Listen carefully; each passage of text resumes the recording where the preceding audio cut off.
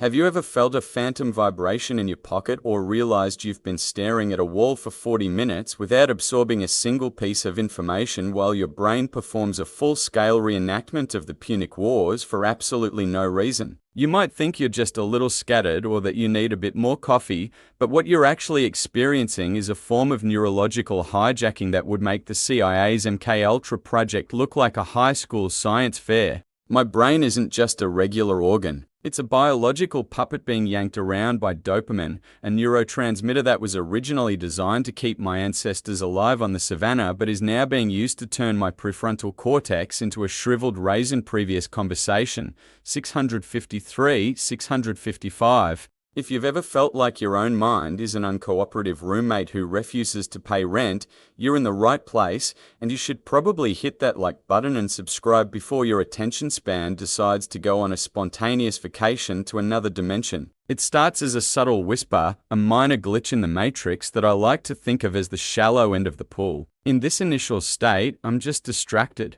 It's that feeling where I walk into a room with a specific mission, maybe to find my car keys, but then I see a stray sock on the floor. 10 minutes later, I'm deep in a Wikipedia rabbit hole researching why ancient Romans used human urine as mouthwash, which, by the way, they totally did because of the ammonia, though I wouldn't recommend it if you have a hot date. This is the level where the static is low, but the signal is weak. My internal radio is scanning between stations, catching snippets of useful thoughts before fading back into white noise. I'm still functional, but I'm essentially a human pinball, bouncing off every shiny object and stray thought that crosses my path. It's annoying, sure, but it's manageable, like trying to read a book while someone in the next room is playing a kazoo. But then the intensity ramps up, and suddenly the noise becomes a physical weight. This is the point where the hunt for dopamine becomes an obsession. See, the ADHD brain is always starving for that chemical reward, and when the levels are low, it starts acting like a frantic Viking chieftain searching for a village to pillage. I'll find myself in a state of unproductive movement. I'm doing things, but none of them are the things I'm supposed to be doing. I'll organize my spice rack by the country of origin instead of finishing that report that was due 3 days ago. My reward system is essentially being hacked by my own biology. It's a vicious cycle where the lonelier and more stressed I feel, the more my brain retreats into these survival loops. If you've ever spent 3 hours researching a hobby you'll never actually start, leave a comment below and let me know I'm not alone in this madness. As we drift deeper, we hit the level of the hyperfixation trap. This is where the world outside of my current interest simply ceases to exist. It's like a double siege where I've blocked everyone else out, but I've also trapped myself inside my own walls. My amygdala, which functions as my brain's emotional smoke detector, is now on high alert. It's telling me that the thing I'm focused on is a matter of life or death, while everything else, eating, sleeping, the fact that my house is technically on fire, is irrelevant noise. This is the state where I become a biological puppet. Previous conversation. I'm no longer in control of the strings. The dopamine is pulling me along, and I'm just along for the ride. It feels powerful, sure, but it's a false sense of dominance. In reality, I'm just a cyborg kitten being sent on a mission I never signed up for, and there's a high chance I'm going to walk straight into a metaphorical taxi. The chemical fallout at this stage is where things get truly disturbing. My body starts flooding my system with cortisol, the stress hormone. My heart beats faster, my muscles tense up, and my brain thinks I'm in a life or death emergency on the savannah, even though I'm just sitting on my couch staring at a screen. This constant state of subtle emergency is like a slow-motion stress response that eventually wrecks everything. My immune system weakens, my blood pressure rises, and my ability to focus on anything that isn't a high-intensity dopamine hit completely vanishes. This is where the reward system desensitization kicks in. Things that used to feel enjoyable, good music, food, talking to a friend, start to feel dull or pointless. It's a cruel paradox where my brain needs connection and stimulation to feel pleasure, but the lack of it makes me avoid those very things even more. Before I know it, I've reached the level of mental fog and structural decay.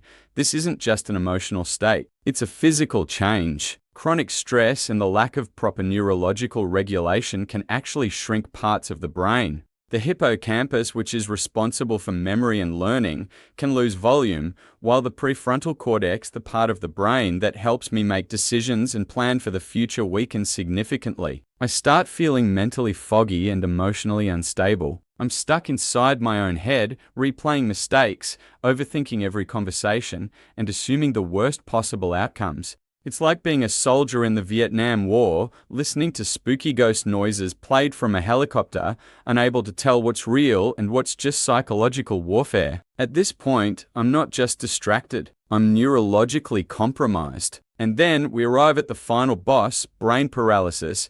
This is the ultimate state of executive dysfunction where the system simply shuts down. I have a list of things to do, and I know the consequences of not doing them are severe, but I am physically unable to move. It's like being an undead Russian soldier at Osowiec Fortress, trying to stand up while my lungs are literally dissolving from the inside out. I'm conscious, I'm aware, but I am locked in. Every task feels like trying to build a half-mile land bridge to the city of Tyre using nothing but sand and stones while a storm is hitting me. The mountain of things I need to do is so high that my brain decides the only winning move is to not play at all. This is the raisin brain at its peak previous conversation. I'm not lazy. I'm just experiencing a total neurological meltdown. My reward center, the ventral striatum, has become less active, my curiosity has faded, and my desire to explore the world has shrunk to the size of a pea. It feels like a betrayal from my own biology, a story of extreme backstabbing that rivals anything from the Roman Empire. My brain was supposed to be my most trusted ally, my commander-in-chief, but instead it's acting like Ricker, the barbarian general who rules from the shadows and executes his best friends when they start doing too well. I'm a prisoner in my own skull, staring at the walls of a dungeon I didn't even know I was building. If you're stuck in brain paralysis right now, use the last bit of your energy to follow this channel so we can find a way out of this together. But here is the twist, the part that keeps me from throwing the spear of self-pity through my own heart. The brain isn't permanently broken. It was built to recover, to rewire, and to rebuild itself even after years of chaos. In the world of neuroscience, we call this neuroplasticity. Just like a group of hikers who survived the freezing wilderness or a soldier who lived through a bear attack and walked 200 miles for revenge, the human spirit and the human brain is capable of the greatest comeback in history. When I start taking small, meaningful steps, my hippocampus can actually begin to regrow. My dopamine system can reawaken, and my amygdala can finally stop screaming that everything is a life or death emergency. It doesn't happen overnight. It's not a magic pill or a sudden shift in the winds. It's a process of relearning safety. It's about signaling to my brain that the war is over and it's okay to come out of the trenches. It starts with something simple, like sitting in the sunlight or writing down a single thought, rather than trying to conquer the entire Persian Empire in one afternoon. It's about reclaiming my dignity from the algorithms that want to keep me in a state of suggestibility and mind control. It's about remembering who I really am before I became a collection of symptoms and stress responses. My brain is a high-maintenance piece of hardware, a naughty troublemaker that needs a constant hand on the wheel. If I let it run on autopilot, it'll end up like a teenager who accidentally FLIs a rented airplane into the heart of Moscow because he thought he was destined for greatness. It needs structure, it needs kindness, and most of all, it needs me to stop treating it like a medieval barber surgeon would treat a patient with rusty tools and no anesthesia. I have to be the Admiral Togo of my own life, leading a crew of inexperienced parts of my personality across an 18,000-mile voyage through the dark. I have to stay disciplined, stay focused, and wait for the perfect moment to cross the T and take control of my destiny. It's a long journey, and some days I'll feel like I'm just a guy on a raft in the middle of the Atlantic,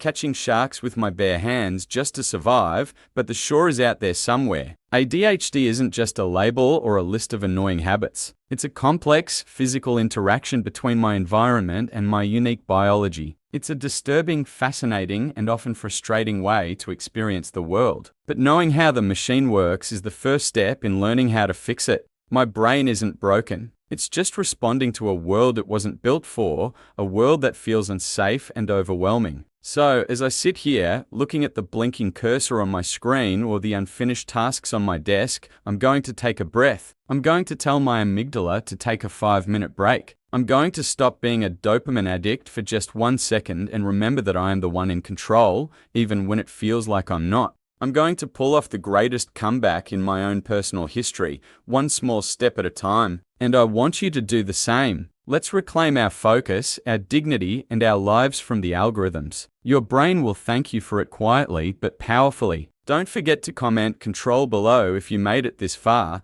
and I'll see you in the next deep dive into the disturbing history of being human. Because in the end, we're all just trying to navigate this chaotic landscape, avoiding the pit of charcoal and seeking enlightenment in our own way. Whether you're a king, a peasant, or just a person with way too many tabs open on your browser, your story is worth telling. Just make sure you're the one holding the pen and not just the one being yanked around by the strings of a neurotransmitter that doesn't know when to quit. The road from distraction to paralysis is a steep one, but there's always a path back up the mountain. You just have to be willing to climb it, even if you have to do it with one hand and a black eye patch. It's time to stop being a biological puppet and start being the architect of your own mind. The greatest battle you'll ever fight isn't on a field in France or a bridge in Japan. It's the one happening right now, between your ears. And I'm betting on you to win. Now, if you'll excuse me, I think I heard my phone vibrate, or maybe it was just a ghost in the machine. Either way, I've got to come back to plan. Life is a strange mix of believable and unbelievable stories, and your neurological journey is no exception. We are all just walking experiments,